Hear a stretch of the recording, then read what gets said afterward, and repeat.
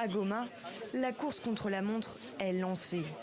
Dans le plus grand hôpital de la capitale de la province du Nord Kivu, la campagne de vaccination contre le virus Mpox a officiellement débuté ce samedi. Initialement prévue mercredi, elle avait été repoussée en raison de difficultés logistiques. Mwindo Kalala, qui travaille dans la santé, est particulièrement exposé à la maladie. Désormais vacciné, il est soulagé. Comme je suis la personne de la première ligne, je dois me faire vacciner parce que je serai à tout le temps en contact avec les malades. Pays le plus touché au monde par le virus Mpox, avec 30 000 cas notifiés et près de 1000 décès depuis le début de l'année, la République démocratique du Congo dispose à ce jour de 265 000 doses données par l'Union européenne et les États-Unis. Mais dans un pays qui compte près de 100 millions d'habitants, ce n'est pas suffisant.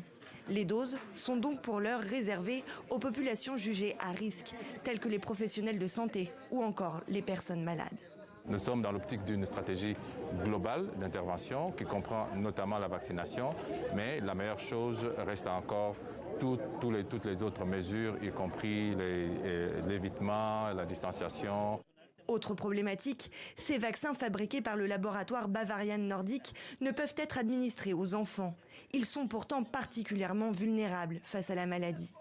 70% des décès concernent des petits de moins de 5 ans.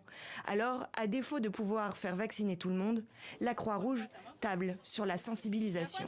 On ne va pas baisser le bras, nous sommes toujours là à côté d'eux pour les rappeler à tout moment de respecter les mesures d'hygiène. La RDC est en discussion avec le Japon pour un approvisionnement de quelques 3 millions de doses d'un vaccin qui peut, lui, être administré aux enfants.